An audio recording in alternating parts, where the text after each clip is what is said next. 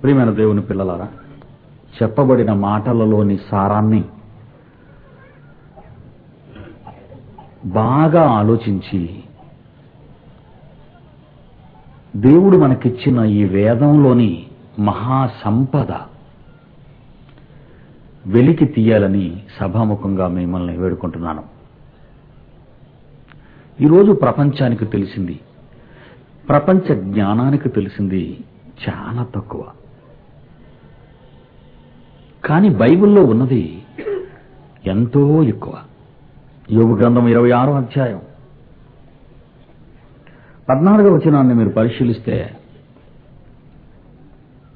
యోబు గ్రంథం 26వ అధ్యాయం 14వ వచనాన్ని మీరు పరిశీలిస్తే ఒక మాట అక్కడ వ్రాయబడింది. ఇవి ఆయన కార్యములలో ప్రకృతిలో మీకు కనిపించే అనేక కార్యక్రమాలున్నాయి ఆయనవి. ఇవి ఆయన కార్యక్రమాలలో స్వల్పాలు. ఏంటివి ఆయన కార్యాలు? మండుచున్న సూర్యుడిని ఒక్కసారి మీరు ఆలోచించండి. లక్షల కోట్ల టన్నులు బొగ్గైనా మీరు మండించగలరు.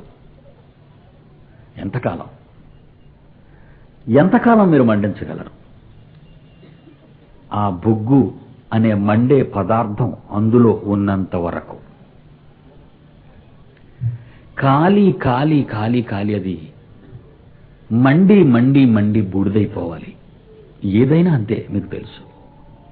కానీ శాస్త్ర ప్రకారము, వారి అంచనాల ప్రకారం 1800 కోట్ల సంవత్సరాల నుండి 1800 కోట్ల సంవత్సరాల నుండి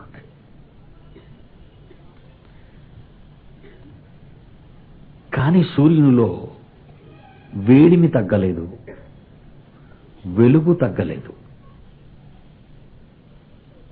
కారణం, అది దేవుని చేత సృష్టింపబడినది. మానవుడు చేసిన ఏ వస్తువైనా కొంతకాలం మాత్రమే, ఆ తరువాత వాటిని పారేయాలి. కారణం, ఒక టీవీ కొన్నా కొంతకాలమే. వాళ్ళైతే 1 సంవత్సరమే గ్యారంటీ అంటారు. నేను తయారు చేసిన ఈ వస్తువు 1 సంవత్సరమే అంటున్నారు. ఆ తర్వాత పోతే మా పూచి కాదు అంటే పోవచ్చు, ఉండొచ్చు. ఎంత పెద్ద కంపెనీ అయినా ప్రపంచంలో వాళ్ళు తయారు చేసిన వస్తువుకి కొంతకాలం మాత్రమే గ్యారంటీ ఉంటుంది. ఆ తర్వాత వాళ్ళు ఎవ్వరు. మానవునిచే సృష్టింపబడినది ఏదైనా అదంతే. అయితే దేవునిచే సృష్టింపబడిన ఈ ప్రకృతిలో 100 కోట్ల సంవత్సరాలు గతించిపోయిన మండే సూర్యుడు, ప్రకాశించే చంద్రుడు, తళతళా మెరిసే కోట్ల నక్షత్రాలు, తిరుగుతున్న ఈ గోళాలు, పరుగెడుతున్న సృష్టి, విశ్వం, వేగంలో మార్పు లేదు.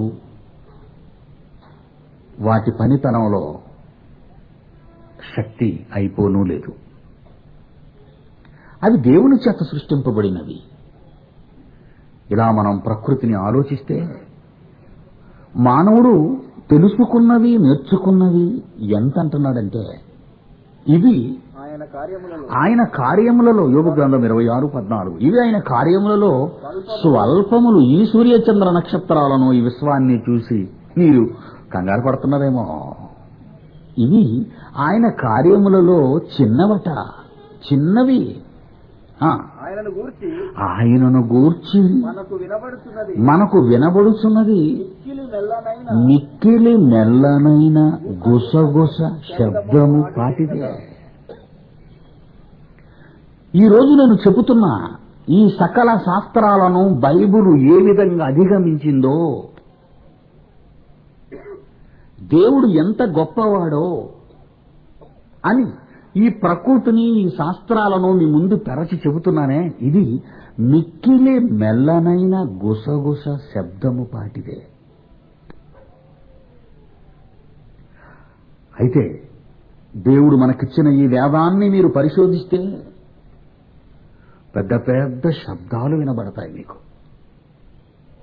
దేవుని పిల్లలారా, నిద్రపోతున్న క్రైస్తవ్యాన్ని లేపండి. మరణావస్థలో ఉన్న క్రైస్తవ్యాన్ని బ్రతికించండి.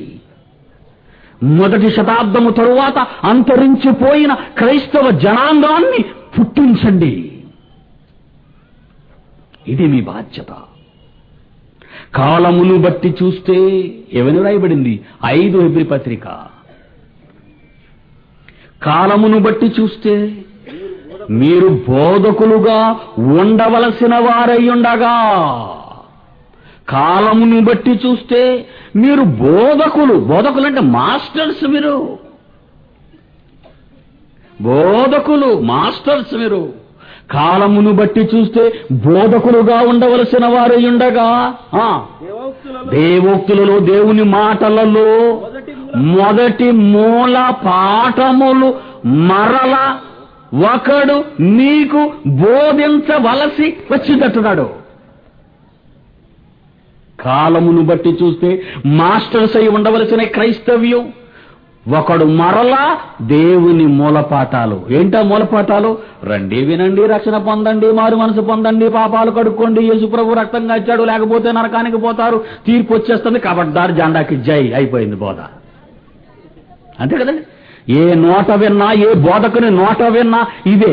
ఈ మధ్యన జనాలు సరిగ్గా కనబడటం లేదు. ఈ వాక్యం వాడు వెళితేగా మీకు చెప్పడానికి జాగ్రత్తగా ఎవ్వరూ కనబడడం లేదు కనుక మైదానంలో టెక్నిక్స్ ఏంటో తెలుసా? స్వస్థత సభలు.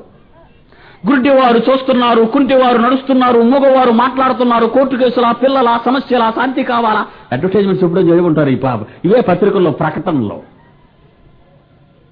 ఎందుకు ఇలా అంటే చాలా మంది వస్తారు.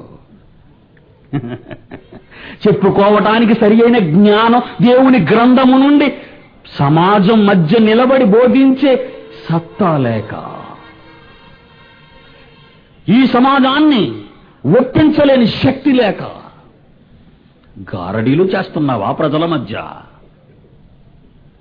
కాలమును బట్టి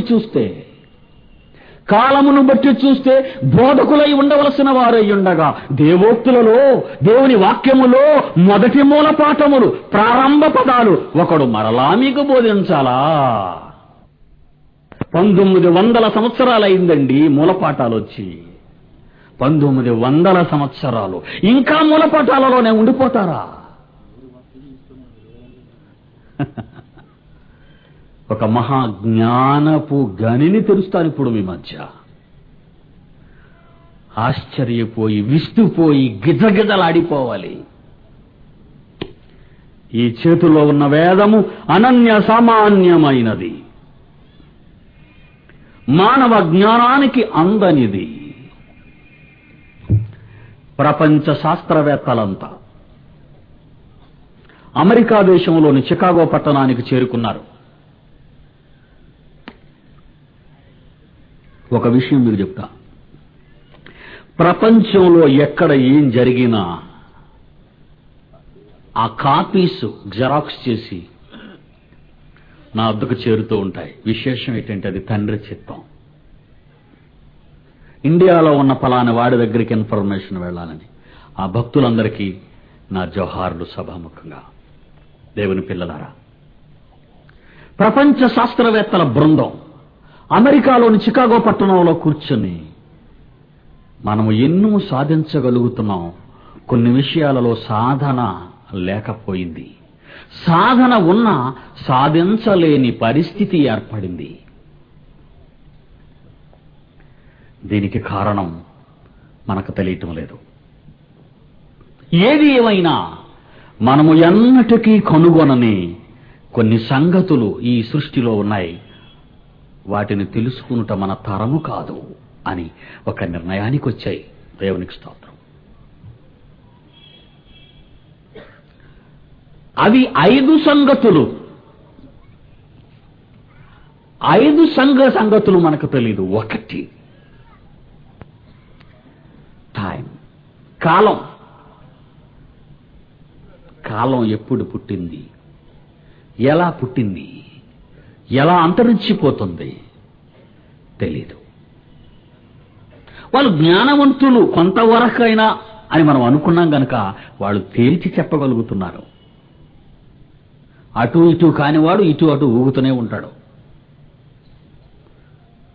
వాళ్ళు తేల్చి చెప్పిన ప్రప్రథమ విషయం కాలం మనకు తెలియదు.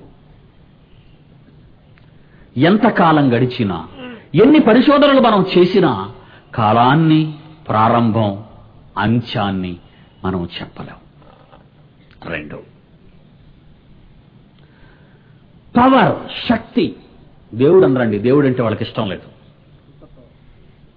సూపర్ పవర్ అన్నారు దాన్ని. సూపర్ పవర్, మహాకర్షక శక్తి, ద గ్రేట్ అట్రాక్టర్. ఒక మహాశక్తి ఉందండి బాబు ఈ ప్రకృతిలో అని ఒప్పుకున్నారు. దాని ఉనికి మనకు తెలీదు. రాత్రి చెప్పాను, భూమి తన చుట్టూ తాను తిరగటానికి 24 గంటలు ఎందుకు పట్టాలి? 12 గంటలు అవ్వకూడదా? 30 గంటలు అవ్వకూడదా? 50 గంటలు అవ్వకూడదా? దానికున్న శక్తి ఏంటి? ఎంత విశాలమైన ఈ భూగోళం తన చుట్టూ చంద్రుడు తిరుగుతున్నట్టుగా ఉంది. ఈ చంద్రుడు ఈ భూమి చుట్టూ ఈ కక్షలో ఎప్పుడు తప్పిపోకుండా, ఈరోజు ట్రైన్లే పట్టాల మీద ఉండటం లేదు.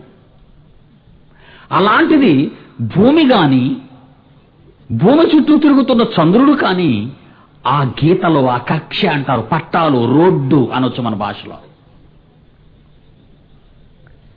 ఆ యాక్సిస్ లో ఎలా తిరగగలుగుతున్నాయి అవి? శక్తి. ఆ శక్తి మనకు తెలీదు, ఆ పవర్ మనకు తెలీదు. 3, పదార్థం. ఈ నేల నేల నేల నేల, మట్టి మట్టి, ఇసుక ఇసుక, రకరకాలుగా మాట్లాడుతుంటాం, రాయి అని. ఈ మైకు ఇనుముతో, ప్లాస్టిక్తో చేయబడింది. లైటు, గ్లాసు, ఇనుము, మిగిలినటువంటి కొన్ని రసాయనిక మార్పులు. మనం తయారు చేసుకుని ఈ బట్టలు ఉన్నాయి చూశారు, చెట్ల నుండి. మనం కట్టుకున్న భవంతులు ఉన్నాయి చూడండి, రాయి, ఇటుక, సిమెంటు, స్టీలు, ఇవన్నీ ఎక్కడి నుంచి తెచ్చుకున్నారు? మట్టిలో నుంచే, ఈ నేలలో నుంచే. ప్రపంచంలో మనం అనుభవించటానికి దేనినైతే తెచ్చుకుంటున్నామో అవన్నీ ఈ మట్టిలో నుంచే తెచ్చుకుంటున్నాం. మరి మట్టి, ఇది దేనితో చేయబడింది? ఈ మట్టి ఒకసారి మన వేళ్లు నేల మీద కరిపించి ఒక్కసారి మనం తీస్తే మన 2 వేళ్ల మధ్య ఇసుక రేణువులు కదులుతూ ఉంటాయి, కరకర కరకరమని. అవి దేనితో చేయబడినవి? పదార్థం. సూర్యునిలో మండే పదార్థం గాని, చంద్రునిలో ప్రకాశించే పదార్థం గాని, మిగిలిన గ్రహాలలో ఉన్న పదార్థం గాని, నక్షత్రాలలో వాడే పదార్థం గాని, ఈ అనంత విశ్వంలో ఉన్న కనబడిన కనబడని ఈ పదార్థం అంతా దేనితో చేయబడింది? తెలియదు. ఈ పదార్థం ఎలా చేయబడిందో మ్యాటర్ అన్నారు దీన్ని. ఇది ఎలా చేశాం, ఎలా వచ్చింది ఇది మనకు తెలియదు. కాలము తెలియదు, శక్తి తెలియదు, పదార్థము తెలియదు. జాగ్రత్తగా గుర్తుంచుకోండి. ఇది భారతీయులన్న మాట కాదు, అమెరికా వారన్న మాట కాదు, ప్రపంచ శాస్త్రవేత్తల బృందము నిర్ణయించిన ఒక చక్కటి సత్యం. కాలము తెలియదు, శక్తి తెలియదు, పదార్థము తెలియదు, ముడిసరుకు పదార్థము తెలియదు. 4వది అంతరిక్షం. ఎంత చూస్తున్నా ఇంకా, ఎంత వెళుతున్నా ఇంకా ఇంకా ఇంకా ఈ విశ్వం యొక్క అంచులు ఎక్కడున్నాయి? శాస్త్రం అంటుంది ఇంకా విశ్వం విస్తరిస్తుంది అంటున్నారు. విస్తరిస్తుంది. 9 గ్రహాలు అన్నారు అంతవరకు కనబడినంత వరకు. ఈ మధ్యన మాట మార్చారు, 11 గ్రహాలు ఉన్నాయట. కొన్ని కొన్ని కొన్ని కొన్ని కొన్ని కొన్ని బయలుపడుతున్నాయి. హబుల్ టెలిస్కోప్ కనుగొన్న తర్వాత ప్రపంచ జ్ఞాననేత్రం అంటారు దాన్ని. దాన్ని అంతరిక్షంలోకి విడిచిపెట్టి భూమికి ఎన్నో వేల మైళ్ళ ఎత్తున దాన్ని ఎగిరేటట్టు చేసి అక్కడ నుండి చూస్తున్నారు. ఇంకా అంతరిక్షం యొక్క అంచులు కనబడతాయేమోనని. ఇప్పుడు ఏమైనా 9 అనుకున్నాం, మరొక 2 గ్రహాలు ఎక్కువ కనబడుతున్నాయన్నారు. నవగ్రహాలు నవగ్రహాలు నవగ్రహాలు అని రకరకాలుగా అనుకున్న ఈ మానవులు, ఈ శాస్త్రం ఇప్పుడు మాట మార్చింది. కనుక ఈ విశ్వం అనంతమైనది. ఇది తెలీదు, దీని అంచు తెలీదు మనకి. కాలము తెలియదు, శక్తి తెలియదు, పదార్థము తెలియదు, అంతరిక్షము అంచులు తెలియదు. చివరిదే 5 సంగతులు కదని తెలియదన్నారు. పని, వీటి మధ్య జరుగుతున్న పని, వీటిని చేసిన పని, ఏ విధంగా చేశారు దీన్ని, ఏ విధంగా కలిగాయి. అభిప్రాయాలే తప్పితే, ఆలోచనలే తప్పితే సరి అయిన మాటలు శాస్త్రం అందించలేకపోతుంది. కాలం తెలియదు, శక్తి తెలియదు, పదార్థము తెలియదు, అంతరిక్షము తెలియదు, పని. ఈ చలికాలం ఏంటి, ఎండాకాలం ఏంటి, ఆకురాల్చు కాలం ఏంటి, ఇప్పుడే ఆకులన్నీ చిగుర్చాలా? ఎంత చిత్రం అండి, ఎంత విచిత్రం. ఈ పని మనం చేయగలం, అదన్నే చేయలేం. దేవుని పిల్లలారా, ప్రపంచ శాస్త్రవేత్తల బృందమంతా అమెరికాలోని చికాగో పట్టణంలో కూర్చొని వారు వెలుబుచ్చిన అభిప్రాయాలు ఇవి. మానవ జ్ఞానానికి అందని 5 సంగతులు మరి ఎన్నటికీ అందవు అని ఖాయపరిచేశారు. వీటిని జోలికి వెళ్ళొద్దన్నారు వాళ్ళు. నిజమే, మానవ జ్ఞానము ఎంత వరకు వెళ్ళిందో అక్కడ నుంచి వెళ్ళలేకపోయింది. ఇంకా ఇది దాటి మేము వెళ్ళలేకుండా ఉన్నామని అక్కడ ఆగిపోయింది మానవ జ్ఞానం. ఈ 5 సంగతుల దగ్గర ఆగింది మానవ జ్ఞానం. అక్కడ నుండి ప్రారంభమైంది దేవుని జ్ఞానం. అక్కడ నుండి ప్రారంభమైంది దేవుని జ్ఞానం. అక్కడ నుండి అధిగమించింది దేవుని బైబిల్ జ్ఞానం. దానిని అధిగమించాడు శబ్దం యేసు. నీకు అంతవరకే తెలుస్తుంది, ఆ పైన నీకు తెలియదని గీత గీసేశాడు దేవుడు. నేను ఒక గీత గీస్తున్నాను, ఈ గీత దాటలేవుక నీవు. ఆ గీత మీకు చూడాలని కంగారుగా ఉంది కదా. మమ్మల్ని ఊరించకండి అయ్యా, గీత అంటే నేను చూపించేయండి అని మీరు అనుకుంటున్నారు. అందుకే వచ్చాను. బైబిలులోని ప్రారంభ పుస్తకం ఆదికాండం. ఆదికాండములోని ప్రారంభ అధ్యాయము 1. అధ్యాయములోని ప్రారంభ వచనమే ఆ 1. అక్కడ నుండి చదవండి. ఆదికాండము 1వ అధ్యాయము 1వ వచనములో ఆయన గీత కనిపిస్తుంది. ఆదియందు, టైం, కాలము. ఆదియందు కాలము, దేవుడు, పవర్, సూపర్ పవర్, మహాకర్షక శక్తి, ద గ్రేట్ అట్రాక్టర్. ఆదియందు కాలము, దేవుడు, సూపర్ పవర్, భూమి. ఈ బైబిల్లో ఉన్న ఈ పదాలన్నీ చూడండి, ప్రారంభవచనమే. ఆదియందు దేవుడు, కాలము, శక్తి, పదార్థము, భూమి, అంతరిక్షము, ఆకాశము సృజించెను పని. 5 నుండి ప్రారంభమైంది బైబిల్. ఆదియందు దేవుడు భూమి ఆకాశములను సృజించెను అని ప్రారంభవచనం. ఆదియందు దేవుడు భూమి ఆకాశములను సృజించెను అనే ప్రారంభవచనంతో బైబిల్ ప్రారంభమైంది. భారత హేతువాద సంఘ అధ్యక్షుడు రావిపూడి వెంకటాద్రి సవాలు విసిరాడు నాకు. బైబిలు నందు ప్రారంభ అధ్యాయములోని ప్రారంభ వచనమే తప్పుతో ప్రారంభమైంది మీ బైబిల్ అన్నాడు. తప్పటవి. బైబిలు నందు తప్పు వచనముతో ప్రారంభమైంది మీ బైబిల్, దాన్ని ఎలా నమ్మాలి, అది తప్పని రుజువు చేస్తానన్నాడు. నేనేమైనా వేసాను తెలుసండి కౌంటరు. ఆది యందు దేవుడు భూమి ఆకాశములు సృజించెను అన్న మాట శాస్త్ర ప్రకారము నగ్న సత్యంగా నిరూపిస్తాను రమ్మన్నాను. 1990 మేడే 1వ తేదీ విజయనగరం సిటీ. సంచలనాల మొదటి భాగంలో ఆ పేపర్ కట్టింగులన్నీ ప్రచురించాను.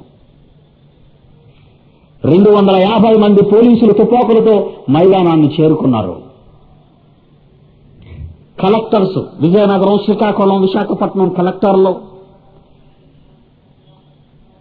కమిషనర్స్, ఎస్పీలు వాళ్ళ అనుమతితో ప్రజావేదిక నిర్మించాం. ప్రజలంతా తండోపతండాలుగా వచ్చారు. రావిపూడి కనబడలేదు. ప్రజలంతా చూస్తున్నారు. న్యాయమూర్తులు వచ్చారు. PD Sundar Rao, PD Sundar Rao, PD Sundar Rao అని కోర్టులో పిలుస్తారు ముద్దాయిని. అలా పిలుస్తున్నారు నన్ను వేదిక మీదకి. ఎందుకంటే న్యాయమూర్తులు ఉన్నారు వేదిక మీద.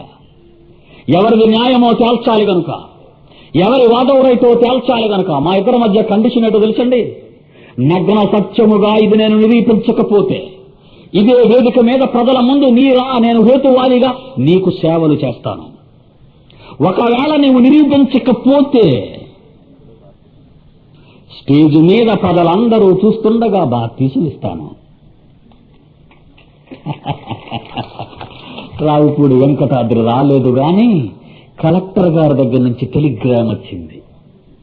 ఏమన్నా తెలుసా? రావుపూడి వెంకటాద్రి హార్ట్ అటాక్ తో అపోలో హాస్పిటల్లో ఉన్నాడు కనుక ప్రజాకోర్టుకు రాలేకపోతున్నాడు అని. అటాక్ ఎందుకు వచ్చింది నీకు? నువ్వు అటాక్ చేయవారువా, చటాకు చేయకూడని దేవునితో అటాక్ చేశావు కనుక. ఆయనతోనా, ఆయన ముందా నీకు పొగింతలు.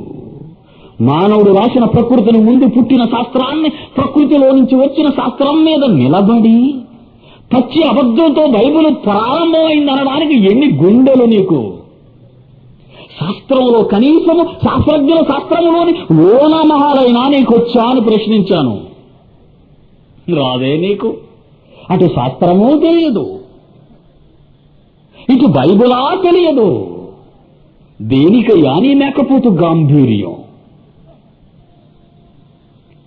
దేవుని పిల్లలారా, ప్రపంచ శాస్త్రవేత్తలకు అందరి ఆ గీత నుండే దీనిని పుట్టించాడు దేవుడు, బైబిల్ని. కలిగి ఉన్నదేది ఆయన లేకుండా కలుగలేదు అన్నాడు. ఎబ్రీ పత్రిక 11వ అధ్యాయం 3వ వచనము మరొకసారి చూపిస్తాను ఈ రాత్రి ముగించే ముందు. హెబ్రీయులకు రాసిన పత్రిక 11వ అధ్యాయము 3వ వచనము, ప్రపంచములు దేవుని వాక్యము వలన నిర్మాణమైనవి. మాట, శబ్దం ఆయన మాట వలన నిర్మాణమైనవి గనుక ఇల్లు కట్టడానికైతే ఇటుకలు, సిమెంటు, స్టీలు అన్ని తెచ్చుకుంటావు నువ్వు. మరి ప్రపంచాలను కట్టడానికి, నక్షత్ర మండలాలను కట్టడానికి, నీవు నివసిస్తున్న ఈ భూగోళాన్ని నిర్మించటానికి, మండుతున్న సూర్యుడిని పుట్టించటానికి ఏ పదార్థాన్ని దేవుడు వాడాడు? శబ్దం, మాట. కలుగుగాక. మాట చేయగలదా? ఏ పనినైనా చేయగలదు. ఆనందంతో ఆహారాన్ని తీసుకునే నీవు నీ డైనింగ్ టేబుల్ మీద కూర్చొని ఆకలితో అన్నం వడ్డించు అని ఆవురావురమంటున్నా ఆ వేళ నీ కుమారుడు యాక్సిడెంట్ లో మరణించాడనే మాట నీకెవరైనా చెబితే నువ్వు అన్నం తినలేవు, నీ ఆకలి చచ్చిపోతుంది. నువ్వు చూడలేదే?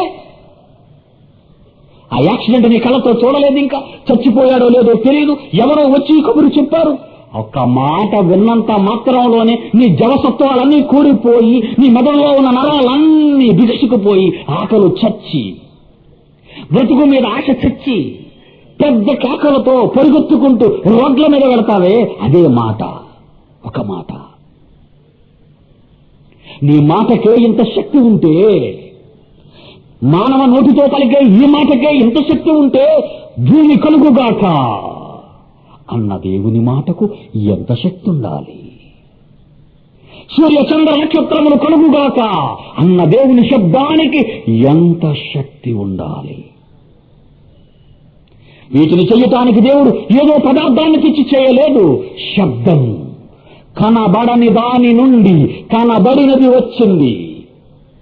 కనబడని దాని నుండి కనబడినది వచ్చింది. H2O ఫార్ములా మీ అందరికీ తెలుసు.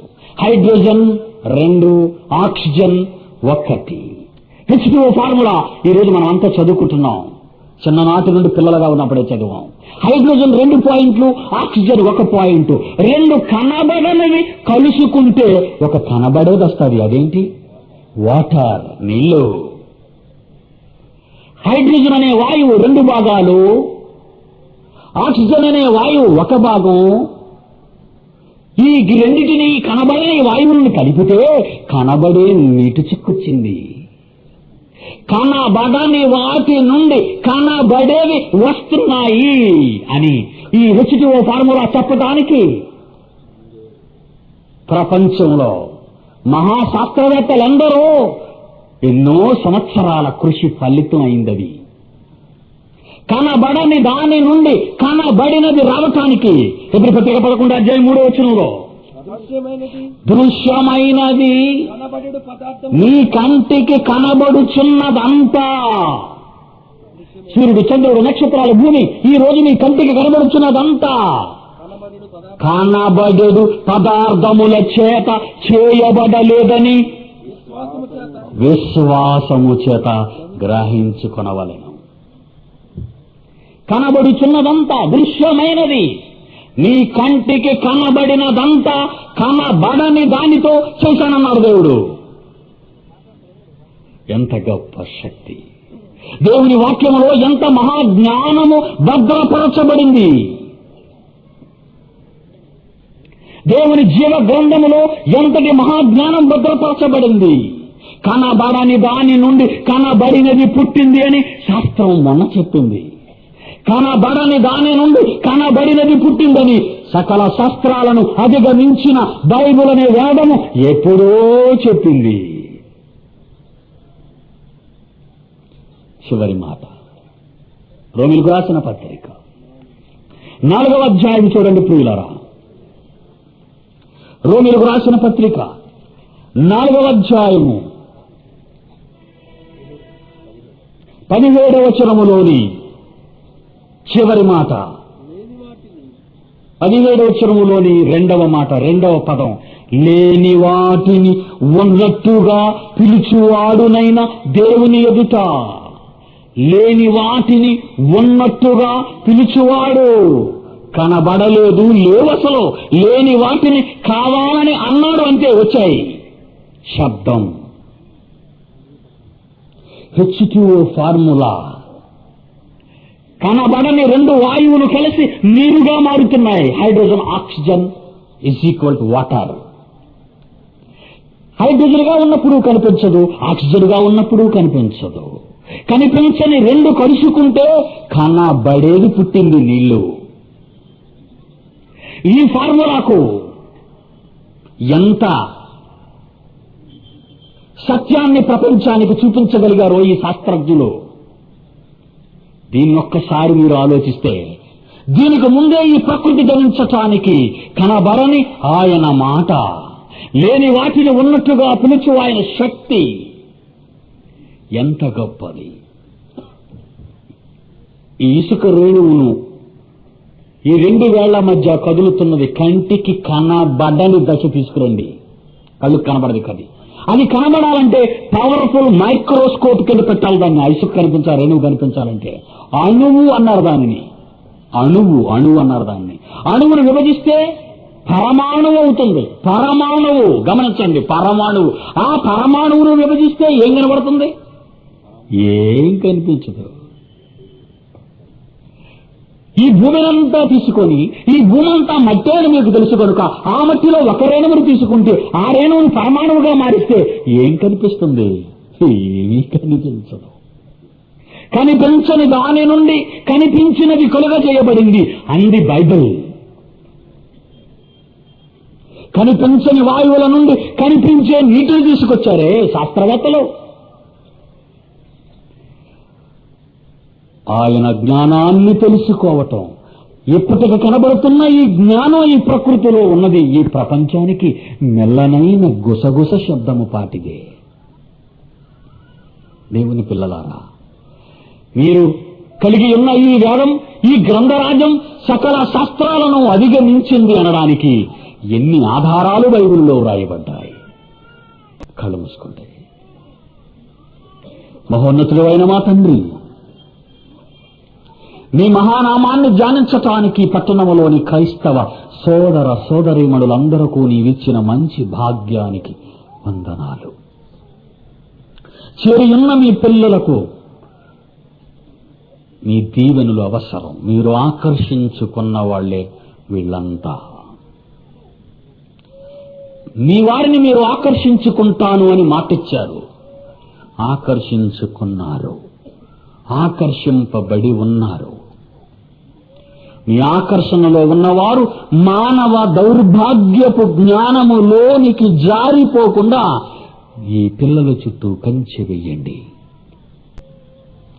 వారి ఉద్యోగాలు, వ్యాపారాలు, కుటుంబ జీవితాలు, వారి బిడ్డలు సమస్తాన్ని దీవించండి. ఆయుష్యారోగ్య బలాలు నింపండి. పట్టణాన్ని దీవించండి, పట్టణ ప్రముఖులను దీవించండి, పట్టణ నాయకులను దీవించండి. మా సోదర హైందవులను, సోదర ముస్లిములను, మా సోదర హేతువాది నాస్తికులను దీవించండి.